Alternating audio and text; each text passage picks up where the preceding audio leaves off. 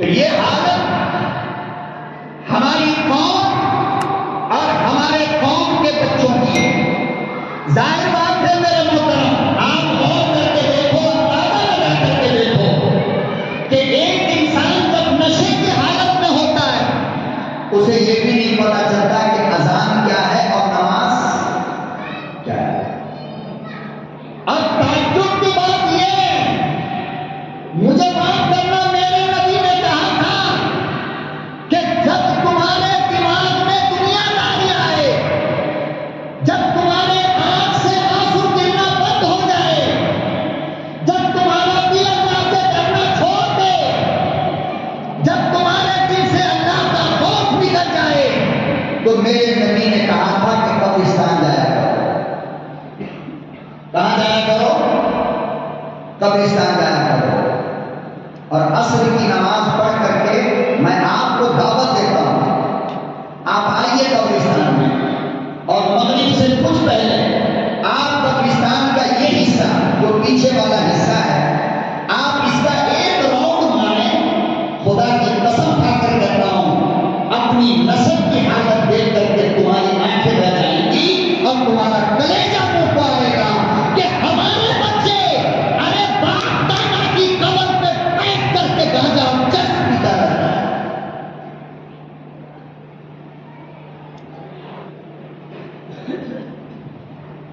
یہ ہمارے اسکول کے پیچھے کا حصہ دیکھو، آپ اردو اسکول کے پیچھے چلے جاؤ، آپ کو شراب کی بوتلیں اور ڈرگ سے انجیکشن پھینکے ہوئے ملیں گے۔ ذمہ داروں سے بات کرنے پہ پتا چلا مولانا منع کرتے کرتے تھک گئے، لیکن یہ ماننے کو تیار نہیں۔ آخر یہ کسی کافر کی اولاد نہیں ہے، ہماری اولاد ہے، ایمان والے کی اولاد ہے۔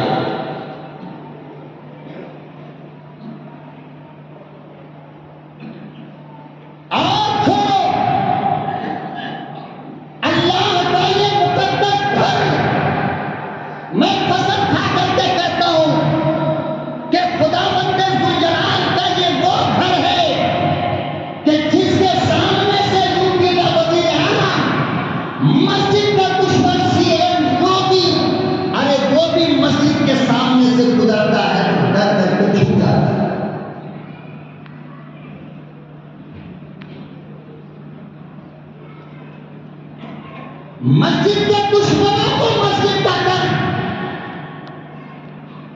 اور اللہ کے گھر میں ہو، اگر کوئی کافر کی عورت جا رہی ہو، مشرک کی عورت جا رہی ہو، اور اگر اس کا آنچل اس کے سر پہ نہیں ہے، تو مسلمانوں تم دیکھ لینا کہ اذان کی آواز ہوتی ہے اور اس کا دوپٹہ اس کے سر پہ آتا ہے۔ تمہاری اذان اور مسجد کا احترام یہ کافر بھی کرتے ہیں۔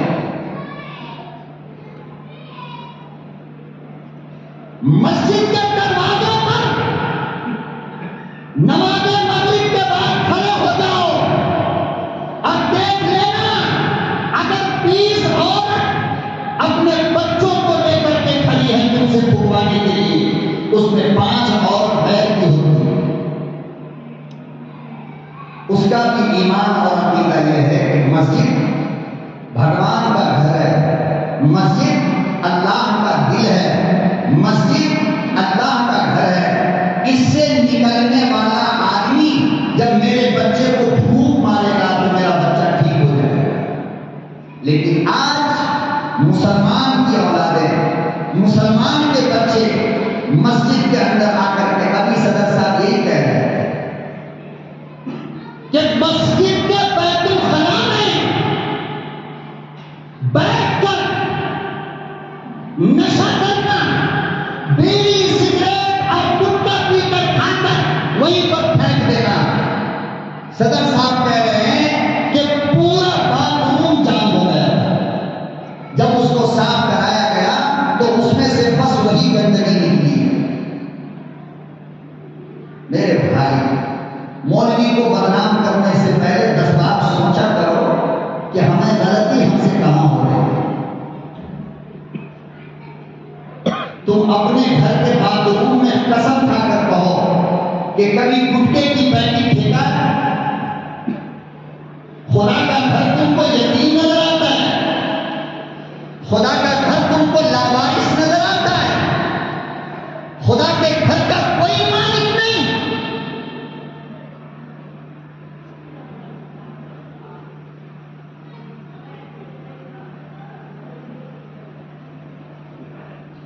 اور پھر مسجد کے ذمہ دار اگر تالا ڈال دے تو پوری کمیٹی مسجد بنانا کہ لوگ صاحب یہ تو تالا ڈال دیتے ہیں، مسجد بند کر دیتے ہیں، لیکن ان کے درد کو دیکھنے والا کوئی نہیں۔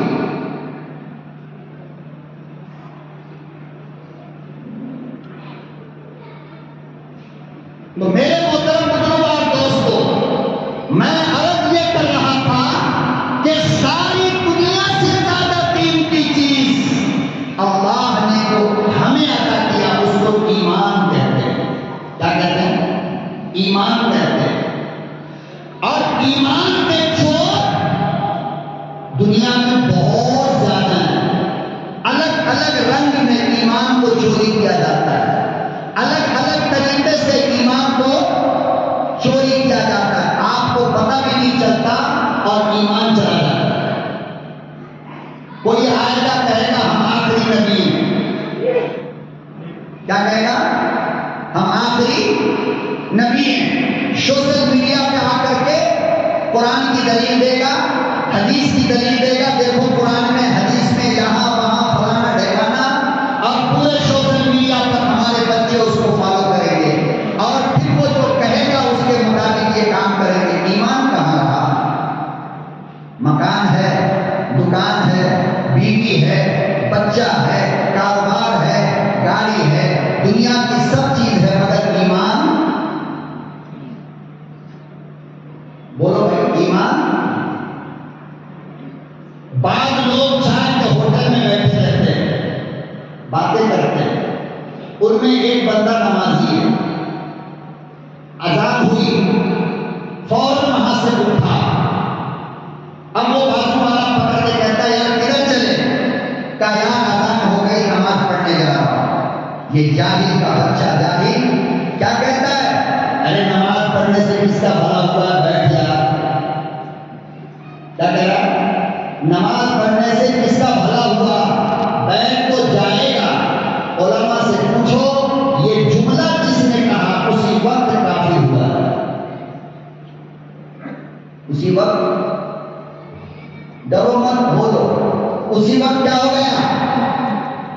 کیا کہہ رہا ہے؟ نماز پڑھنے سے کسی کا بھلا ہوا نہیں ہے، بیٹھ جا۔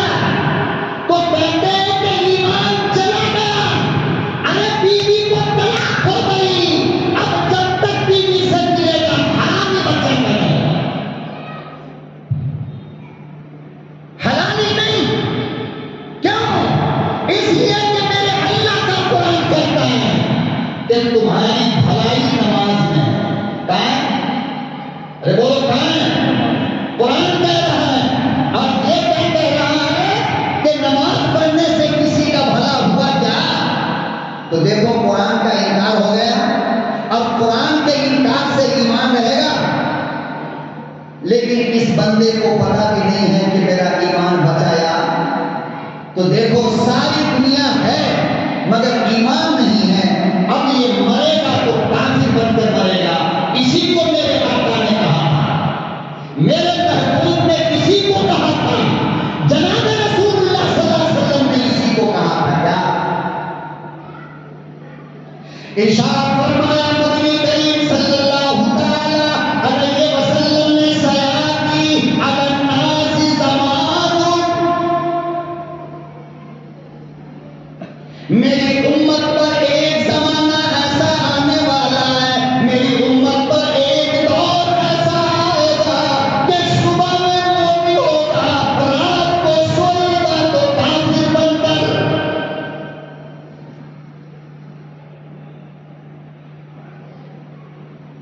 رات کو میاں بیوی بستر پر گئے، آرام کرنے لگے، سونے کے لیے گئے، فرمایا کہ صبح میں بیوی اٹھی تو کافر۔ کیوں؟ میاں داڑھی والا تھا، بیوی نے کہہ دیا کہ داڑھی آپ کو اچھی نہیں لگ رہی ہے، صبح جا کر کے شیونگ کرا لینا، آؤ مولویوں سے پوچھو نا۔ اسی وقت بیوی کافر ہوئی ہے، ایک سیکنڈ نہیں ہوا، اسی وقت کیا ہو گئی؟ اب جب صبح میں اگر مرے گی تو بتاؤ جنازہ ایمان والے کا ہوگا یا کافر کا ہوگا؟ ارے داڑھی نہیں رکھتے ہو تو کافر نہیں بنتے، گنہگار ہو لیکن ایمان نہیں گیا، داڑھی کو برا سمجھنے کی وجہ سے ایمان گیا۔ نماز نہیں پڑھ رہے ہو تو کافر نہیں بنو گے، بیوی کو طلاق نہیں ہوگا لیکن نماز کو غلط بولنے کی وجہ سے ایمان چلا جائے۔ فرق سمجھیں۔ آپ مسواک نہیں کرتے ہو، مسواک مت کرو، کافر نہیں بنو گے، لیکن کسی مسواک کرنے والے کو اگر مسواک کی تم نے توہین کیا، مسواک کو برا کہا، تو چونکہ یہ میرے نبی کی سنت ہے، مسواک کو برا کہنے کی وجہ سے تمہارا ایمان چلا جاتا ہے اور پتہ بھی نہیں چلتا۔ بعض لوگ مذاق مذاق میں کہہ دیتے ہیں کیا میں تو قبر میں اندھیرے میں نہیں رہتا بھائی، میں تو قبر میں لائٹ لگا دوں گا، موت کا فرشتہ آئے گا نوز باللہ تو اس کو پیسے ویسے دے کر کام چلا دوں گا۔ علماء نے لکھا ہے یہ جملہ کہنے والا کافر ہو جاتا ہے، اور اس بندے کو پتہ بھی نہیں، کلمہ بھی نہیں پڑتا۔ اتنی نازک چیز ایمان ہے، اس لیے میں خدا کا واسطہ دے کر کہتا ہوں کہ جہاں جہاں ایمان کو بچانے کا کام ہوتا ہے، ارے قیمتی چیز فیکٹری میں بنتی ہے نا، تو جہاں جہاں ایمان کو بنانے کا، ایمان کو بچانے کا اور ایمان کو دنیا سے جانے کا کام ہوتا ہے، وہ 3 جگہ ہے۔ کتنی جگہ ہے وہ؟ 3 جگہ ہے جہاں پر آپ کے ایمان کو مضبوط کیا جاتا ہے، تھوڑ تھوڑ کر کے۔ سب سے پہلی جگہ جہاں ایمان کو بنایا جاتا ہے وہ دین کے مدرسے ہیں۔ کون ہے وہ؟ بولو بھائی، دین کے مدرسے۔ اور دوسری جگہ جہاں ایمان کو بنایا جاتا ہے، ایمان کو بچانے کی پریکٹس کرائی جاتی ہے، وہ تبلیغی جماعت کا مرکز ہے۔ کون ہے وہ؟ تبلیغ کا، ارے بولو نا، تبلیغ کا مرکز۔ مدرسے میں ایمان کو طاقتور بنانے کا، ایمان کو سمجھنے کا، اسلام کو سمجھنے کا پریکٹس کرایا جاتا ہے، اور تبلیغی جماعت میں نکال کر ایمان کو ٹوننگ دیا جاتا ہے، انجیکشن دے کر ایمان کو مضبوط کیا جاتا ہے۔ اسی لیے میں کہتا ہوں مدرسے میں آؤ گے ایمان اسلام کے سوا کچھ بھی نہیں ملے گا۔ تبلیغی جماعت میں نکلو گے 40 دن 4 مہینہ سال، اور اللہ اگر کسی کو اپنا بنا لے تو پوری زندگی، لیکن کبھی بھی تم کو تہجد سے لے کر عشاء تک اور عشاء کے بعد سے لے کر سونے تک سوائے ایمان ایمان ایمان ایمان کے کچھ بھی سننے کو ملے گا؟ کچھ بھی سننے کو جواب میں آپ کو نہیں ملے گا۔ آپ لوگ مرکز میں شب گزاری کے لیے آیا کرو، یہ آپ کا مرکز ہے جہاں پر اس وقت آپ بیٹھے ہو۔ 12 گھنٹہ، 24 گھنٹہ، 10 گھنٹہ ہمارا مرکز ہے، شب گزاری یہاں ہوتی ہے۔ آپ یہاں آؤ، آپ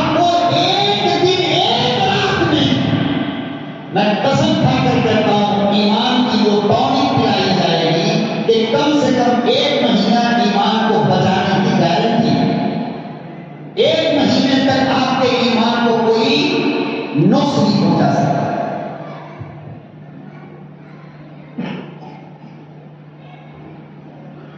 اندرا گاندھی کا زمانہ تھا، 1984 کی بات ہے، 1984۔ اندرا گاندھی اس ملک کی پرائم منسٹر تھی، اور یہی ارریہ کے اندر عالمی اجتماع تھا تبلیغی جماعت کا۔ اس کا ارریہ ڈسٹرکٹ بہار میں عالمی اجتماع تھا۔ اس سے پہلے بھوپال کے اندر عالمی اجتماع ہوا تھا۔ تو ارریہ کے جماعت میں جب تک کہ وہاں اجتماع رہا، اندرا گاندھی نے 50 انٹیلیجنس والوں کو، CID کو، CBI کے محکمے کو بھیجا اور کہا کہ جا کر کے دیکھو تو صحیح کہ 50 لاکھ 60 لاکھ کروڑ لوگ وہاں کیا باتیں کرتے ہیں، مسلمان کیا سازش کرتا ہے، مسلمان کیا کام کرتا ہے، ذرا آ کر کے مجھے رپورٹ دو تاکہ اس جماعت پہ ہم پابندی لگائیں۔ 3 دن کا عالمی اجتماع تھا۔ انٹیلیجنس کا محکمہ جب دلی واپس آیا تو 3,500 پیج کا 3,500 پیج کا رپورٹ اندرا گاندھی کے سامنے ایسے پیش کرتے وقت انٹیلیجنس کے محکمے کا جو سربراہ تھا اس کے آنکھ سے آنسو گر گیا اور کہنے لگا کہ میڈم آپ کس کی بات کرتی ہو، جو اوپر کے سوا نیچے کی تو کوئی بات کرتا ہی نہیں، یا جنت ہے یا جہنم ہے یا قیامت ہے۔ ارے یہ تو وہ جماعت ہے کہ جس کے اندر بولنے والے انسان کے نام کا اعلان نہیں ہوتا ہے، تو آپ اس جماعت پہ پابندی لگا کر کیا کریں؟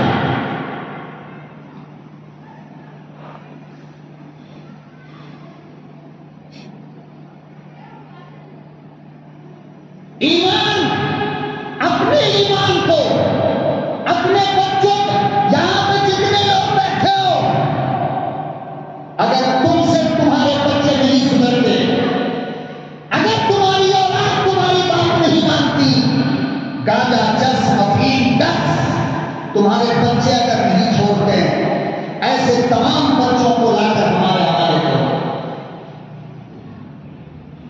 40 دن کے لیے ہمیں دے دو، پھر واپس جب آئے تو اپنے بچوں کے حالات دیکھ لینا، تب تمہاری کھوپڑی میں اور دماغ میں یہ بات آئے گی کہ تبلیغ نام کس کا ہے۔ یہاں گنڈے، بدماش، چور، اچکے اور لوفر انسان بنایا جاتا ہے، یہ اس کی فیکٹری ہے۔ ایمان بنایا جاتا ہے، جتنے بدماش ہیں لے آؤ اٹھا کر کے ہمارے امیر صاحب کے حوالے کرو کہ امیر صاحب یہ میرے بچے ہیں، میں ان کو اللہ کے راستے میں بھیجنا چاہتا ہوں۔ پھر انسان بن کر کے تمہاری اولاد تمہارے ہاتھ میں آئے گی، مگر ہماری سمجھ میں بات آتی ہی نہیں۔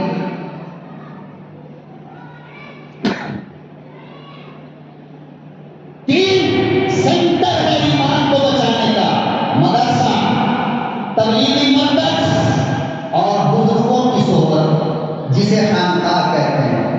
یہ تینوں جگہ پہ اور دیکھو سوائے ایمان کے اور کوئی بات نہیں ہوتی۔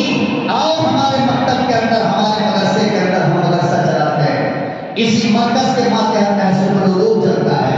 میں 6 سال کے بچے کو اٹھا کر تمہارے سامنے کھڑا کرتا ہوں، اب تم اس بچے سے پوچھو کہ نبی کریم صلی اللہ علیہ وسلم کے سونے کی سنت کیا ہے۔ ہمارے مدرسے نے تمہارے 6 سال کے بچے کو نبی کا طریقہ سونے کا بتایا، پھر تم ہمیں مجرم کہنا اور کہنا کہ ہمارے بچوں کی زندگی مدرسوں میں خراب ہوتی ہے۔ ارے ہندوستان کی حکومت کو یہی تو مرچ لگی ہے، یہی مرچی لگی ہے تاکہ مدرسے کو بند کیا جائے، پورے ہندوستان کے مدرسوں پہ پابندی لگا دو، اس لیے کہ مدرسے میں انسان بنایا جاتا ہے، 90 بچے ہمارے مدرسے میں. کتنے؟ 90. 6 سال سے ہمارے بچوں کی شروعات ہے.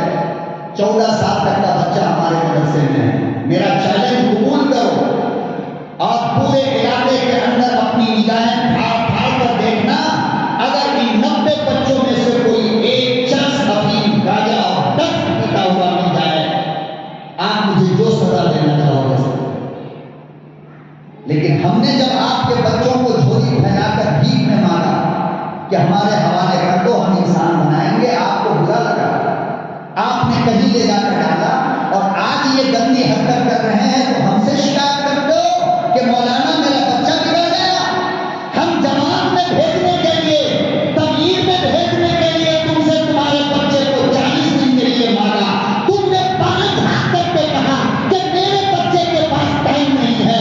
آج تمہارا بچہ قبرستان کی قبر پہ بیٹھ کر کے سلیشن مارتا ہے تو ہم سے آگے کہتے ہو. ہم مدرسے کے لیے مانگے تو نہیں دیتے ہو، ہم جماعت کے لیے مانگتے ہیں تو نہیں دیتے ہو. تو پھر کون سی جگہ ہے جہاں پر تم کو اور تمہارے بچوں کو سکھایا جائے گا ایمان، اسلام، قرآن؟ کون سکھائے گا؟ اس لیے میرے محترم بزرگوں اور دوستوں، ایمان کی حفاظت کرنا ہے. مرکز سے رشتہ جوڑو، مدرسے سے رشتہ جوڑو، بزرگوں سے رشتہ جوڑو، ورنہ سیکنڈ میں ایمان چلا جائے گا. کوئی بھی بچانے والا نہیں.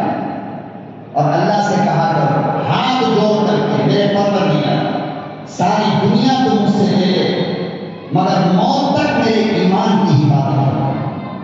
اس لیے کہ موت کے بعد سوائے ایمان